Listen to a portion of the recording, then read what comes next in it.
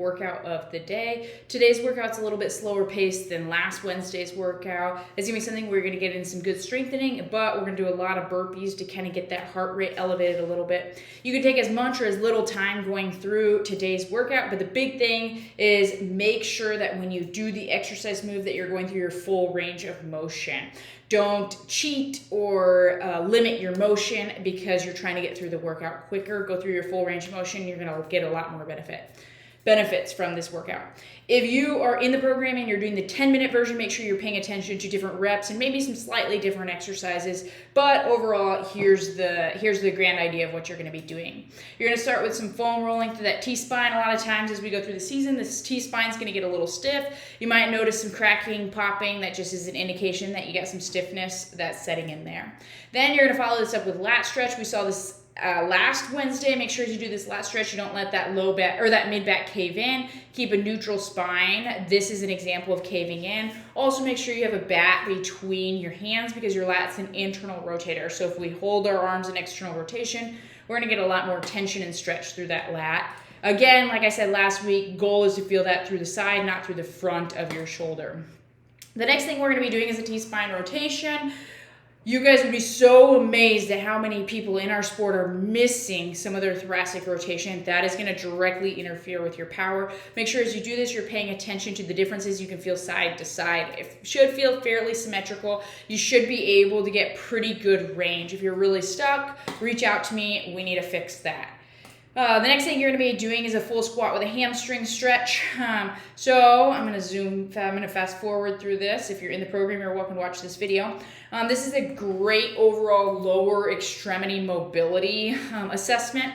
So what you're going to do is you're going to put your hands on the ground, then you're going to drive your heels back, just like I'm explaining in this video, and raise your butt up to the sky. As you do this, you're going to get a good stretch through those hamstrings and through those calves. Should be able to get all the way down to the ground, your butt to your heels with your heels on the ground with that squat. If you can't do that, that's an indication that you're having an ankle, a knee, or hip mobility limitation. And as you build strength on top of that limitation, you're going to limit your power on the field. So make sure you sort through that, especially in the off season. Then we're going to spend some time working on the infraspinatus, just like I told you last week, as we get farther and farther from our season. And hopefully over the past few weeks, we're starting to slow down with our throwing. If you're in Nebraska, you're going to start speeding it up again because you're going to jump into high school ball. But we're going to do a little bit of soft tissue to the infra. As we get farther from that season, this infra should get less and less sore. Where I'm putting my fingers right there, that is your infraspinatus. It's just one of your rotator cuff muscles. So what you're going to do is you're going to take a lacrosse ball, put it right on that infra, and do a little bit of soft tissue rolling that out. If you're in the program and can watch this video, I'm showing you a pin and stretch technique. Really, really helpful for helping maintain appropriate tissue function through that rotator cuff. The bulk of the workout today is just some strengthening exercises paired together. So the first thing you're going to do is a split squat to a power hop. So you're going to do a split squat to a power hop, just like I'm demonstrating there. And I believe you have 20. Yep, do 20 on each side. Then you're going to have a burpee box lateral jump over. So again, you're going to get your heart rate up. You're going to go through this 4 times through. Then you have another circuit. The next circuit's side lunge, alternating. And again, you have that burpee box lateral jump overs.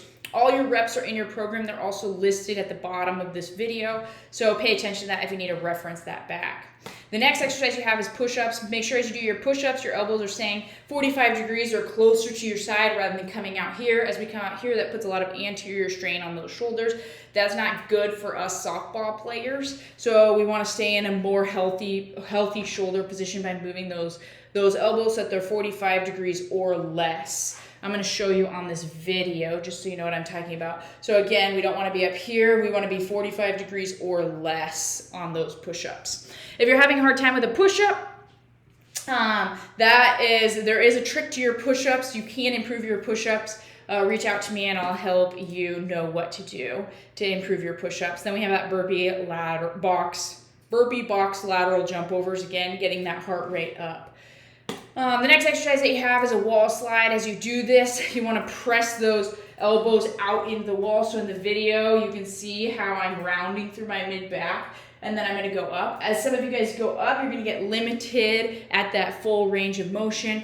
What we really wanna do is we wanna strengthen through that scapular muscle and stay out of that upper trap. So as we press out, what we're doing is we're activating our serratus. A lot of times in our sport, that serratus is underutilized, and we wanna spend some time strengthening it so we don't live in this world of neck pain.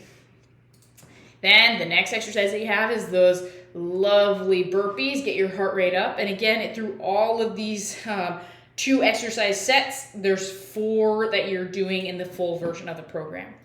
Then you have a lovely double banded Y. This is working on a little bit of deltoid, a little bit of cuff, and some scapular strengthening.